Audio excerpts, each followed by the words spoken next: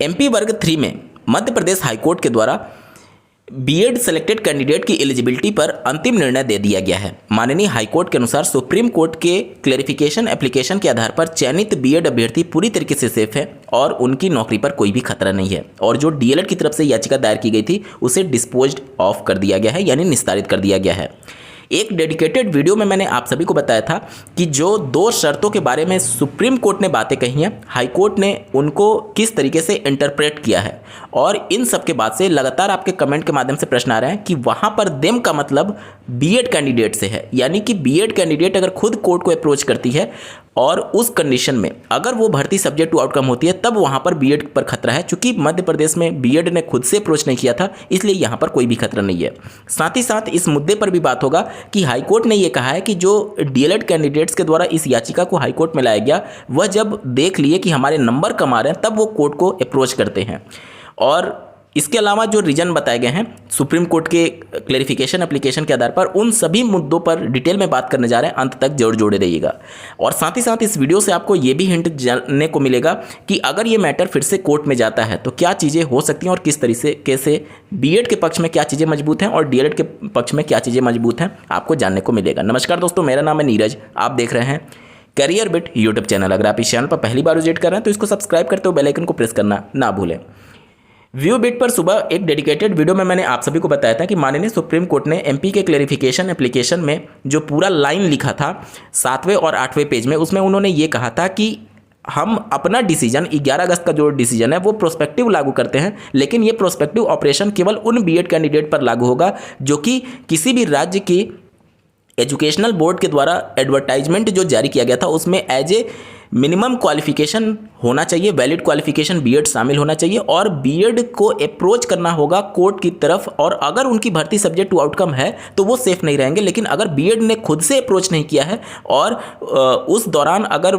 वो भर्ती subject to outcome है तो उस को वहाँ पर बीएड पूरी तरीके से सेफ है। इसी को आधार बनाते हुए एमपी हाईकोर्ट ने जो सुप्रीम कोर्ट का जो क्लेरिफिकेशन था उसको इस प्रकार से इंटरप्रेट किया। हाईकोर्ट का कोर्ट ऑर्डर कॉपी देख पा रहे होंगे, इसमें हाईकोर्ट ये कहती है कि चूंकि मध्य प्रदेश में बीएड अभ्यर्थी कोर्ट को अप्रोच नहीं किए थे और यहाँ पर नोटिफिकेशन में बीएड अभ्यर्थी शामिल थे, इसलिए यहाँ पर बीएड अभ्यर्थी पूरी तरीके से सेफ है। अब यहाँ पर जो इंटरप्रिटेशन हाईकोर्ट ने किया है उसको सुप्रीम कोर्ट में अगर मामला जाता है तो क्या सुप्रीम कोर्ट इसको सही पाएगी या नहीं पाएगी, इस पर पूरा मैटर डिसाइड होगा। अब यहाँ पर चीज़ों को आपको समझना जरूरी है। हाई कोर्ट ने ये इंटरप्रेट किया है सुप्रीम कोर्ट के क्लेरिफिकेशन के अंतर्गत कि बीएड नोटिफिकेशन में वैलिड क्वालिफिकेशन के तौर पर शामिल होना चाहिए और बीएड कोर्ट को अप्रोच नहीं करना चाहिए। यानी कि अगर आप देखेंगे जब बीएड खुद से क्वालिफिकेशन में शामिल है तो वो कोर्ट को क्यों अप्रोच करेगा, जाहिर सी बात है जब वो कोर्ट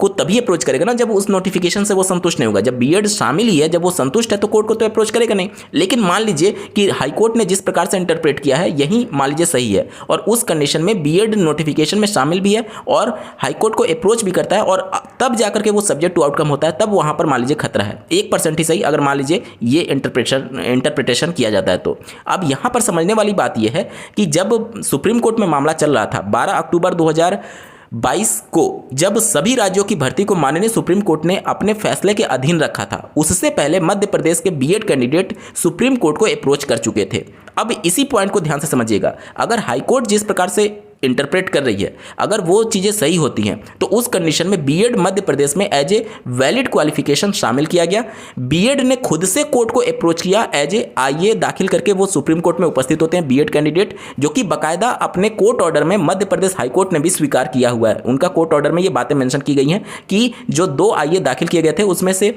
कुछ कैंडिडेट जो है वो कॉमन है, ऑलरेडी सुप्रीम कोर्ट में आईए दाखिल करके उपस्थित हुए और वहां से मैटर वो निस्तारित हुआ है। तो जब 12 अक्टूबर 2023 का अगर आप सुप्रीम कोर्ट का कोर्ट ऑर्डर देखेंगे उसमें साफ शब्दों में सुप्रीम कोर्ट ने कहा है कि जितनी भी मामले हाई कोर्ट्स में पेंडिंग है और जितनी भी आगे की प्रोसीडिंग्स होंगी वो सभी हमारे फैसले के अधीन रहेगी। ध्यान देने वाली बात आपको समझनी है कि 12 अक्टूबर 2022 को माननीय सुप्रीम कोर्ट ने सभी राज्यों की हाई कोर्ट में जो मामले चल रहे थे उनको अपने फैसले के अधीन खुद सुप्रीम कोर्ट ने रखा हुआ है। ध्यान से समझिएगा, मध्य प्रदेश में जो ज्वाइनिंग मिली वो 2023 मार्च में जाकर के मिलती है, यानी कि जब ये भर्ती सब्जेक्ट टू आउटकम हुई सुप्रीम कोर्ट में उसके बाद जाकर के ज्वाइनिंग मिली है। तो अगर आप हाई कोर्ट के जजमेंट पर रिलाई करें और अगर ये माने कि हाई कोर्ट या सुप्रीम कोर्ट को बीएड खुद अप्रोच करना चाहिए और BEd as a valid qualification होना चाहिए। तो ये कंडीशन तो यहाँ पर भी लागू हो रही है कि बीएड मध्य प्रदेश में एज ए वैलिड यहाँ पर क्वालिफिकेशन के तौर पर भी रखा गया था और बीएड ने खुद अप्रोच किया सुप्रीम कोर्ट को। तो अगर हाईकोर्ट के इंटरप्रिटेशन पर ही चला जाए तो ये तो पूरी तरीके से सेटिस्फाई हो रहा है कि वो भर्ती ऑलरेडी सुप्रीम कोर्ट ने 12 अक्टूबर 2023 के जजमेंट के आधार पर, माफ कीजिएगा, 12 अक्टूबर 2022 के जजमेंट के आधार पर मध्य प्रदेश की भर्ती भी सब्जेक्ट टू आउटकम रखी थी। तो जब वो सब्जेक्ट टू आउटकम एक शर्त के तौर पर अगर किसी पर लगा हुआ है तो वो सेफ नहीं हो सकता है। अब हाईकोर्ट का इंटरप्रिटेशन इस प्रकार से है कि BEd as a valid qualification में शामिल होना चाहिए और बीएड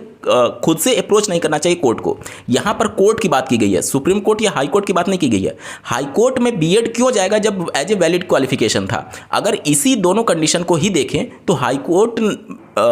में जब ये मैटर चल रहा था तो बीएड कैंडिडेट आईए दाखिल करके सुप्रीम कोर्ट में उपस्थित हुए हैं, तो वहां पर तो खुद से बीएड कैंडिडेट अप्रोच किए हैं और अप्रोच करने के बाद से वो भर्ती subject to outcome supreme court ने रखा। तो अगर इन्हीं बातों को, इन्हीं चीज़ों को अगर कंसीडर करें तो देखेंगे कि बीएड यहां पर थोड़ा सा कमजोर होता हुआ दिख रहा है, क्योंकि जिस प्रकार से हाईकोर्ट ने इंटरप्रिटेशन किया है उसी प्रकार से अगर आप देखेंगे तो उस कंडीशन को अप्लाई करते हुए सुप्रीम कोर्ट ने जब भर्ती सब्जेक्ट टू आउटकम रखी 2022 में, अक्टूबर 2022 में, उसके बाद जाकर के इनको ज्वाइनिंग मिली है। दूसरा, माननीय हाईकोर्ट ने यह कहा है कि इनका जो कोर्ट को जो ये अप्रोच करते हैं डीएलएड वाले कैंडिडेट, जब उन्हें ये पता चलता है कि हमारे मार्क्स कम आ रहे हैं, हमारा मेरिट कम होगा और बीएड वाले का मेरिट अच्छा होगा, तब वो कोर्ट को अप्रोच करते हैं। हाईकोर्ट का ये कहना है कि जब 2018 में ये गजट नोटिफिकेशन आया और उसके बाद, ध्यान से सुनिए, उसके बाद जब 2018 में ही एमपी स्टेट के द्वारा अपने जो सर्विस रूल है उसमें परिवर्तन किया गया, तो उस समय यहाँ पर डीएलएड कैंडिडेट्स ने कोर्ट को अप्रोच क्यों नहीं किया? जब परीक्षा हो जाता है, जब मेरिट और ये सभी बातों को देख करके डीएलएड वाले कोर्ट को अप्रोच करते हैं। यहाँ पर ध्यान देने वाली बात ये है, सुनिएगा, कि जब सुप्रीम कोर्ट ने सभी राज्यों की भर्तियों जो कि ऑनगोइंग प्रोसेस में थी, उनमें जो भी आगे की प्रोसीडिंग हुई है उन सबको अपनी भर्ती, अपने जजमेंट के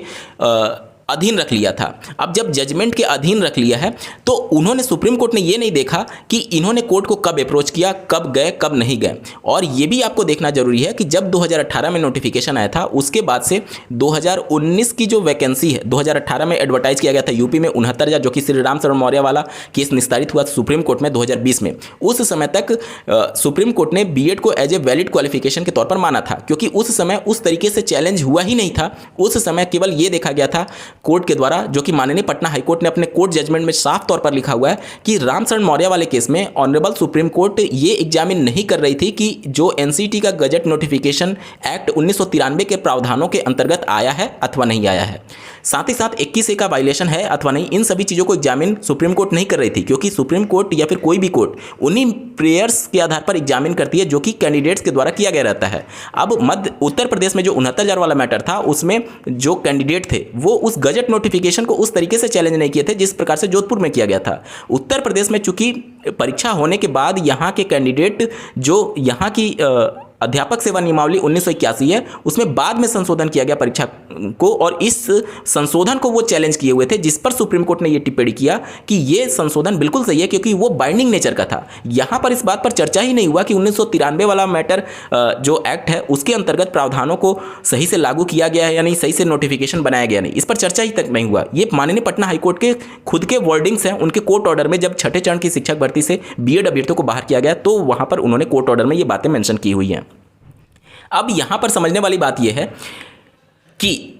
सुप्रीम कोर्ट जब सभी भर्तियों को सब्जेक्ट टू आउटकम रखती है तो उन्होंने ये नहीं देखा कि ये कब कोर्ट को अप्रोच करते हैं, कब नहीं करते हैं। हाई कोर्ट ने जब कहा कि जब आपने देख लिया कि आपका नंबर कम है तब जाकर के आप कोर्ट को अप्रोच करते हैं। तो जब ये एडवर्टीजमेंट 2020 में आया था, 2020 में ही श्री राम शरण मौर्य वाला केस का जजमेंट आया, उसके बाद से अगर आप देखेंगे तो उस समय तक BEd as a valid qualification माना जाता था। जब 2021 में माननीय जोधपुर हाईकोर्ट ने पहली बार इसे अनकॉन्स्टिट्यूशनल करार दिया, तभी तो कोई कैंडिडेट अवेयर होगा कि हाँ ये सभी चीज़ें हो सकती है। अब ये जब 2020 में हुआ था, उसके बाद जब जोधपुर हाईकोर्ट का डिसीजन आ गया, उसके बाद वहां के कैंडिडेट कोर्ट को अप्रोच करते हैं। तो जब उनके पास कोई रीजन होगा कि हाँ किसी कोर्ट ने इनको इनवैलिड कर दिया, तभी तो वो कोर्ट के अप्रोच करेंगे। तो इस तरीके से यहां पर चीजें हुई हैं और इसको आप सुप्रीम कोर्ट से भी कनेक्ट करके देख सकते हैं। सुप्रीम कोर्ट ने जब सभी भर्तियों को अपने फाइनल आउटकम के अंतर्गत रखा तो उन्होंने ये नहीं देखा कि ये भर्ती कहां तक हो चुकी है या फिर यहाँ के कैंडिडेट कि नंबर कितने हैं या फिर कितना मेरिट है या फिर इनका प्रोसीडिंग कहाँ तक आगे बढ़ चुका है। सब्जेक्ट टू आउटकम का बेसिक मतलब ये होता है कि अगर आपको ज्वाइनिंग मिल रही है, मान लीजिए आपको ज्वाइनिंग मिल रही है और ज्वाइनिंग किसी शर्त के साथ मिल रही है, अब वो ज्वाइनिंग के लिए शर्त कब लगाई गई उससे मतलब नहीं है। वो ज्वाइनिंग अगर आपको किसी शर्त के साथ मिल रही है तो वो होता है सब्जेक्ट टू फाइनल आउटकम, यानी आपका ज्वाइनिंग इससे डायरेक्टली इंपैक्ट करेगा अगर हमारा डिसीजन बदल जाता है तो। यहां पर चीजें क्लियर हो गई। यानी कि सब्जेक्ट टू आउटकम, अगर आपको कल ज्वाइनिंग मिलनी है और आज आपकी भर्ती सब्जेक्ट टू आउटकम हो गई तो डायरेक्टली आपका डिसीजन जो आएगा उससे आपका ज्वाइनिंग प्रभावित होगा, ठीक है, सुप्रीम कोर्ट के वर्डिंग्स के हिसाब से। तो मध्य प्रदेश वाले मामले में अगर आप देखेंगे तो जिस प्रकार से हाईकोर्ट ने इंटरप्रेट किया, मैं यहां पर बिल्कुल सम्मान के साथ माननीय हाईकोर्ट और माननीय सुप्रीम कोर्ट के सम्मान के साथ सिर्फ फैक्ट्स पर बात कर रहा हूं। हाईकोर्ट का यह कहना है कि चूंकि यहां पर बीएड वैलिड क्वालिफिकेशन था और यहां पर बीएड कैंडिडेट अप्रोच नहीं किए थे, इसलिए यह सब्जेक्ट टू आउटकम नहीं माना जा सकता। जबकि सुप्रीम कोर्ट का अगर आप देखेंगे तो वहां पर बीएड आईए दाखिल करके खुद उपस्थित होते हैं। बीएड ने कोर्ट को अप्रोच किया सुप्रीम कोर्ट में और BEd as a valid qualification था। तो हाई कोर्ट के ही इंटरप्रिटेशन के हिसाब से बीएड सुप्रीम कोर्ट में ऑलरेडी ये भर्ती सब्जेक्ट टू आउटकम थी, तो उसके हिसाब से ये सब्जेक्ट टू आउटकम है और उस हिसाब से इस यहां पर बीएड कैंडिडेट को लाभ नहीं दिया जा सकता 8 अप्रैल 2024 के माननीय सुप्रीम कोर्ट के क्लैरिफिकेशन के हिसाब से। तो यहां पर चीजें थोड़ा सा कंक्लूजन अभी बाकी है। देखिए, मैं ये नहीं कह रहा कि सुप्रीम कोर्ट का क्लैरिफिकेशन एप्लीकेशन के बाद से जो हाई कोर्ट ने डिसीजन दिया वो क्या है, क्या कैसे है, लेकिन ये सारे फैक्ट्स जो हैं वो अभी भी अनसुलझे हुए हैं। क्योंकि हाईकोर्ट जब एक तरफ ये खुद कह रही है कि बीएड वैलिड क्वालिफिकेशन होना चाहिए और बीएड खुद से अप्रोच नहीं करना चाहिए, तो बीएड तो खुद से अप्रोच किया हुआ है सुप्रीम कोर्ट में, बीएड वहां पर वैलिड क्वालिफिकेशन भी था नोटिफिकेशन में और वो भर्ती सुप्रीम कोर्ट ने सब्जेक्ट टू आउटकम रख लिया। और सब्जेक्ट टू आउटकम एक शर्त होती है और शर्त वाले कैंडिडेट को माननीय सुप्रीम कोर्ट ने राहत नहीं दी है अपने 8 अप्रैल के कोर्ट के जजमेंट में। उन्होंने साफ तौर पर कहा है कि सब्जेक्ट टू आउटकम वाला भर्ती मतलब कोई भी ऐसी भर्ती, कोई भी ऐसा बीएड कैंडिडेट किसी शर्त के साथ उनको ज्वाइनिंग ना मिली हो, सुप्रीम कोर्ट ने कहा हुआ है। तो उस हिसाब से देखेंगे तो यहां पर बीएड का पक्ष कमजोर है। और साथ ही साथ जो सब्जेक्ट टू आउटकम वाले मैटर को लेकर के हो रही थी कि कब ये मैटर गया, कब नहीं गया, तो उस वाले मैटर को सुप्रीम कोर्ट ने अपने जब पूरी भर्तियों को सब्जेक्ट टू आउटकम रखा था तो उसमें उन्होंने ये देखा ही नहीं। क्योंकि आप अगर ज्वाइनिंग से एक दिन पहले भी अगर कोर्ट को चैलेंज करते हैं, यहाँ पर अब ध्यान देने वाली बात यह है कि किसी भी मैटर में कोई वही कैंडिडेट जाएगा जिसके हितों का नुकसान होगा। अब जब बीएड वैलिड क्वालिफिकेशन था तो यहाँ पर हाईकोर्ट को बीएड थोड़ी चैलेंज करने जाता, हाईकोर्ट में बीएड थोड़ी जाता, जाहिर सी बात है डीएलएड वाले ही जाएंगे। और इस हिसाब से अगर आप सुप्रीम कोर्ट और हाईकोर्ट के जजमेंट को एक साथ कंपाइल करके देखेंगे तो हाईकोर्ट का जो इंटरप्रिटेशन है उसके हिसाब से ही अगर देखा जाए तो सुप्रीम कोर्ट में already BEd candidate Madhya Pradesh में अप्रोच कर चुके थे और उस हिसाब से वो भर्ती सुप्रीम कोर्ट ने सब्जेक्ट टू आउटकम रखा और उनकी ज्वाइनिंग से पहले रखा। 12 अक्टूबर 2022 को उन्होंने सब्जेक्ट टू आउटकम रखा, इनकी ज्वाइनिंग 2023 में जाकर के होती है। तो उस कंडीशन में अगर आप देखेंगे तो बीएड अभ्यर्थियों पर अभी भी खतरा है।